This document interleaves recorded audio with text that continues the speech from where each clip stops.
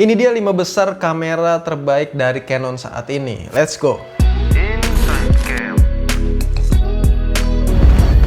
Nah, kalau ngomongin kamera terbaik, pastinya ya nggak jauh-jauh dari soal harganya yang tinggi, ya kan? Tapi kali ini gue nggak akan mempertimbangkan dari segi harganya aja, melainkan dari kualitas serta fitur ataupun dari spesifikasi yang terbarunya gitu ya. So, ini dia yang pertama dari kelas profesionalnya dulu. Yang pertama ada Canon EOS R5. Tentu aja perekaman video adalah fitur yang paling diunggulkan dari kamera ini karena punya resolusi perekaman cukup tinggi, yaitu 8K dengan 30 fps. Selain itu tentunya ada autofocus yang sudah menggunakan sistem dual pixel AF2 yang tentunya sangat cepat dan akurat ya. Untuk fitur terbaik lainnya juga nggak kalah, kayak misalnya in-body image stabilizer up to 8 stop shaking, dual slot memory yang bisa menampung CF Express, dan juga tentunya sensor 45 megapiksel full frame-nya. Selain fitur itu tadi, tentunya kamera ini menjadikan kamera profesional mirrorless dari Canon yang terbaik karena ini adalah varian tertinggi dari mirrorless-nya Canon ya, di atas dari EOS R6 tentunya. Nah, sampai video ini dibuat, pas gue lihat tadi harga EOS R5 sendiri dipatok sekitar 60 jutaan ya untuk bodinya aja. Yang kedua, lanjut kita ada Canon EOS R. Ini masih dari varian mirrorless-nya Canon yang profesional, atau bisa dibilang ini semi profesional ya. Dan Canon EOS R ini jelas ya di bawah dari Canon EOS RP dan juga di bawah dari Canon EOS R6 dan R5 tadi. Untuk fitur kunci dari kamera ini bisa dibilang agak nanggung sih emang ya. Tapi kan tahu sendiri lah ya, di atasnya ini harganya lumayan jauh juga jaraknya gitu kalau mau beli. Tapi Canon EOS R ini gue bilang terbaik karena fiturnya ini yang cukup mewah. Mulai dari resolusi sensornya sebesar 30,3 megapiksel full frame, sistem perekaman videonya yang udah bisa 4K dengan 10 bit, kemampuan low light-nya sampai -6 equivalent, dan juga memiliki fitur layaknya kamera semi pro lainnya. Misal kayak layar flip dengan touchscreen, jack mikrofon itu udah tersedia, dan juga layar sekunder di bagian atas ya. Dan untuk harganya sendiri bisa gue bilang untuk saat ini ya, dia cukup bersaing dengan kamera-kamera merek lain atau yang setipe dengannya. Jadi Canon EOS R ini dipatok dengan harga sekitar 24 juta untuk bodinya aja, karena dari sebelumnya itu ya sekitar 28 juta. Dan ini salah satu kamera yang mengalami turun harga yang cukup lumayan, yaitu sekitar 4 juta.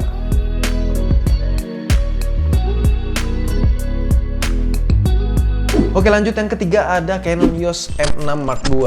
Nah, ini beda dari sebelumnya. Kalau untuk fitur sih bisa gue bilang ini cukup mumpuni ya di sekelasnya gitu ya, untuk yang sepantarannya. Nah, tapi yang gue nilai di sini dari Canon EOS M6 Mark II ini, yang gue nilai itu bukan cuma dari fiturnya aja, melainkan dari hasil jepretan atau hasil videonya yang udah apa ya, bisa dibilang cukup mumpuni gitu untuk sekelasnya. Bahkan resolusinya itu lebih besar 2 megapiksel dari Canon EOS R tadi. Tapi ya untuk fitur pendukungnya jelas beda ya. Karena gue dulu sering pakai kamera ini buat rekam 4K itu no crop, dan juga autofocusnya lagi-lagi nggak bisa diremehin ya kalau Canon. Apalagi warnanya ini cukup dalam sih menurut gue. Walaupun agak lebih saturate ya dibanding yang aslinya. Dan nggak lupa nih ada ID tag-nya juga. Nah, kalau soal harganya sih ini bisa dibilang cukup stabil ya. Nah, kalau untuk sekarang ini dibanderol dengan harga sekitar 13 jutaan, tapi kalian bisa dapat lensa kitnya juga. Jadi saran gue kalau kalian beli kamera ini, ya mending tambahin lagi lensanya dengan lensa fix atau lensa yang punya bukaan lebar ya, biar kalian bisa ngambil bokeh-bokehan lah. Oke, lanjut di urutan keempat. Kali ini gue punya kamera DSLR, yaitu Canon EOS 90D. Nah, kamera ini gue pilih ya karena emang dia salah satu yang terbaik ya, atau yang terbaru dari Canon gitu ya. Nah, kalau soal fiturnya sebenarnya hampir sama kayak Canon EOS M6 Mark II tadi sekilas ya. Jadi kayak resolusi sensornya itu yang misalnya 32 megapiksel, kecepatan AF-nya yang juga punya ID tag, terus kalau buat video 4K juga no crop, dan satu lagi sama-sama punya 5000 titik fokus.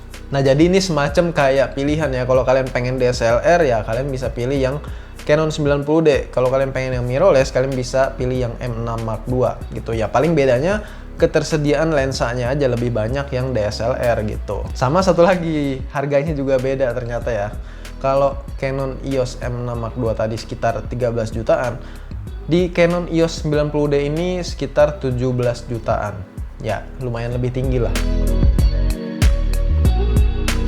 Nah yang terakhir ini benar-benar buat yang new entry atau buat pemula ya, gue kasih nih referensi buat kalian yang baru pengen beli kamera. Kalian bisa beli Canon EOS M200 ini. Nah menurut gue kamera ini udah paling bener deh kalian beli untuk harga di kisaran 6 jutaan gitu. Daripada kalian beli DSLR-nya yang misalnya seri yang 1000-an kayak 1300, 1500, nah itu nanggung gitu. Kemudian kalian nabung lagi gitu, yang ngumpulin duit lagi, berapa duit lagi sih, paling 1 juta 2 juta ya nambahnya. Ya dapet yang lebih oke gitu ya. Ya itu baik dari fiturnya ataupun juga dari keluarannya gitu. M200 ini udah lebih terbaru gitu dibanding yang DSLR seri 1000-an tadi. Bahkan kalau bisa gue bilang, kalau dibandingin sama Canon EOS M50 itu ya beda-beda tipis lah. Sebenarnya kamera ini diluncurin lebih ke arah video atau vlog lah ya, lebih tepatnya. Kalau dilihat dari beberapa fiturnya yang lebih ke video. Tapi kalau buat foto ya oke juga, jangan salah kalian. Buat fitur lainnya ya emang standaran zaman sekarang lah. Sensornya 24 megapiksel, 4K video dengan crop, dan ada 4K timelapse movie-nya juga. Sayangnya layarnya ini di flipnya ke atas ya, yang gua kurang suka aja sih sebenarnya. Terus juga kurang jack mikrofonnya, karena ini adalah kamera entry level. Tentunya ada fitur yang membantu memudahkan pengguna kayak Creative Assist namanya. Jadi kalau kalian pakai fitur ini berasa pro deh hasilnya. Nah gimana guys, itu dia tadi beberapa referensi kamera mulai dari yang profesional sampai yang new entry atau entry level. Gimana, kalian udah siap mau beli atau masih nabung dulu nih? Yang jelas gue cuma ngebantu aja untuk menyimpulkan beberapa kamera, atau bisa dibilang ini top 5 atau 5 terbaik dari kamera Canon versi inside cam, dari yang kelas profesional sampai yang entry level. Jadi kalian tinggal pilih lah, kalian kelasnya itu ada di mana. Jadi kalau kalian beda pendapat sama gue ya wajar aja. Yaudah, sampai ketemu di video selanjutnya ya.